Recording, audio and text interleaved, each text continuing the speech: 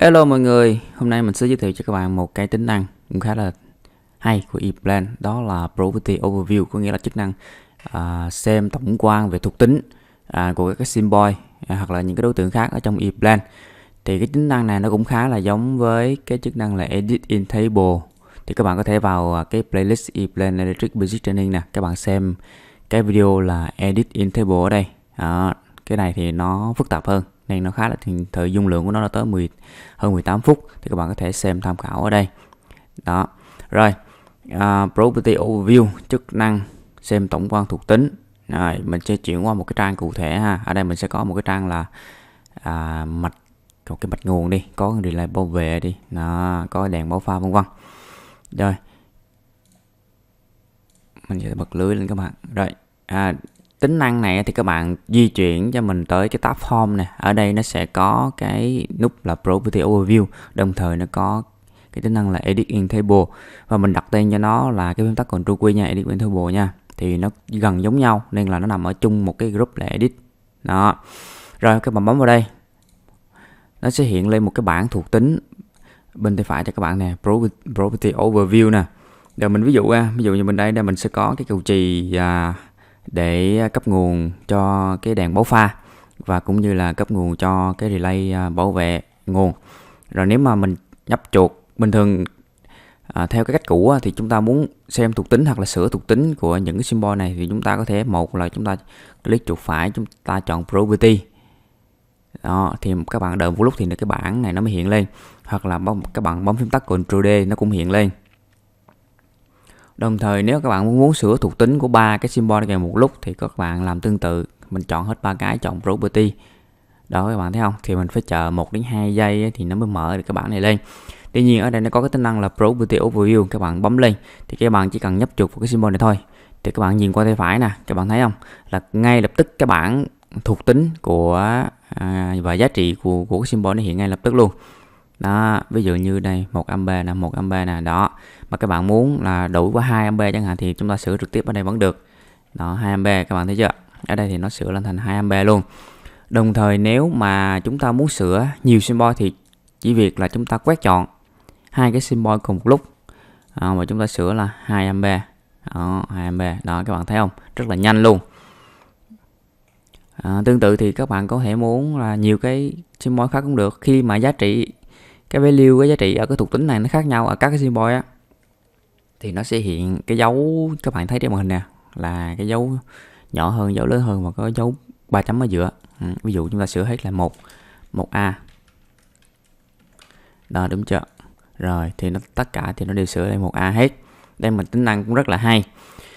Thì nếu mà chọn Edit in Table thì chúng ta sẽ xem được nhiều thuộc tính của nhiều symbol cùng một lúc.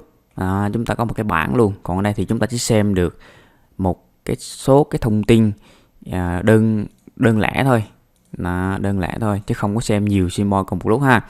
Ví dụ như ở đây là một số cái thuộc tính đơn giản, một số thuộc tính phổ biến. Còn nếu chúng ta muốn lấy thêm thuộc tính khác của cái symbol ra, ví dụ như là bạc number thì chúng ta lấy ở đâu, thì các bạn cứ bấm vào 3 chấm ở đây. Đó, thì nó sẽ hiện lên cái bảng này. Đây, thấy chưa các bạn? Đây là cái scheme non-function specific properties. Thì các bạn muốn thêm tạo ra một cái scheme mới cũng được, các bạn cứ bấm tạo new thôi, các bạn tạo ra một cái scheme riêng của các bạn. Thì ở đây mình ví dụ đến cái scheme default có sẵn ở đây. Rồi muốn thêm thuộc tính thì mình chọn vào cái dấu cộng ở đây. Ví dụ như bạc number thì mình sẽ đánh vô.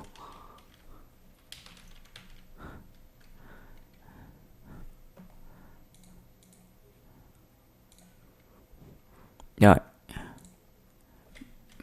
bạc number, rồi các bạn thấy không? Ở đây mình sẽ có cái bạc number. Ok, thì các bạn trong cái thuộc tính của symbol các bạn điền nhiều cái bạc number 1, 2, 3, 4 của nó thì các bạn cứ lấy ra tương ứng nha. Mình lấy cái bạc number số 1 thôi. Đó, đây là mình lấy thêm thuộc tính ra.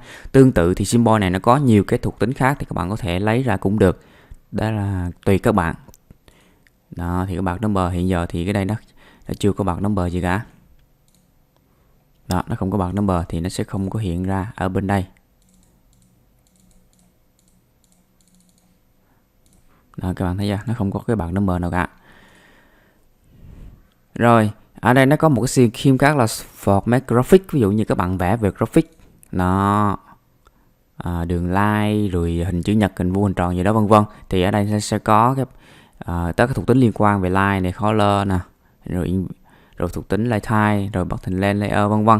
Thì tương tự như vậy, các bạn muốn thêm các thuộc tính của graphic thì các bạn cứ vào đây, các bạn bấm new cho mình.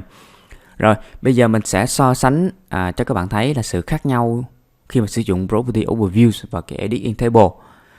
Thì như mình đã nói một cái ý lúc đầu video á, thì Property Overview thì nó sẽ cho chúng ta thấy được những cái thuộc tính đơn lẻ thôi, chứ nó chỉ đơn lẻ thôi các bạn thấy không, đâu có xem nhiều cái cùng một lúc. Nhưng mà còn cái Edit in Table thì khác. Ví dụ như Edit in Table, chúng ta bấm 3 cái đèn màu pha này, chúng ta bấm Ctrl Q. Cái phím tắt này là mình tự tạo nha. Thì các bạn, nếu các bạn xem video này mà các bạn chưa có thì các bạn có thể xem cái bài shortcut key á, thì các bạn vào đó các bạn tạo phím tắt. Rồi ok, thì Edit in Table thì các bạn thấy không, thì nó sẽ tạo thành một cái dạng bảng.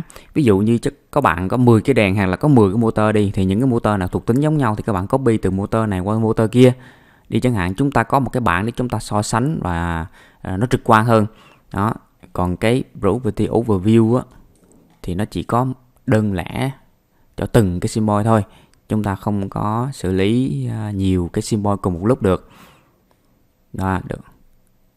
Rồi nếu mà cái symbol mà nó nằm ở nhiều trang khác nhau á, mà chúng ta chỉnh thuộc tính cùng một lần, ví dụ như cái đèn F1, xin lỗi các bạn, cái cầu chì F1, F2, F3 nhưng mà 4, 5, 6 nằm ở cái trang khác á, thì chúng ta dùng cái Property Overview như thế nào để chúng ta chọn được 6 cái cầu chì cùng một lúc. Thì lúc đó các bạn phải dùng tới cái Device Navigator đó. Rồi thì lúc này các bạn có thể chọn ở đây đó, ví dụ như 1, 2, 3, 4, 5, 6 thì các bạn quét chọn hết tất cả cũng được. Bấm Shift chọn rồi mình chỉnh ví dụ như 2A đi đó, các bạn thấy chưa, thì ngay lập tức trên cái màn hình của mình tất cả các giá trị này nó đều thay đổi thành 2A hết đó. Thì mình đã hướng dẫn cho bạn rất là nhiều cái công cụ á, thì các bạn phải nhớ mình có cái công cụ nào để mình khi mà gặp những cái tình huống cụ thể á, mình lựa chọn cái công cụ để mình chỉnh sửa, mình thiết kế bản vẽ cho nó nhanh. Rồi nếu mà các bạn thấy cái video của mình hay và mang lại nhiều giá trị cho các bạn thì các bạn có thể donate cho mình một ly cà phê. Phần thông tin mình để trong phần mô tả của video. Cảm ơn các bạn đã theo dõi video và hẹn các bạn vào cái video sau.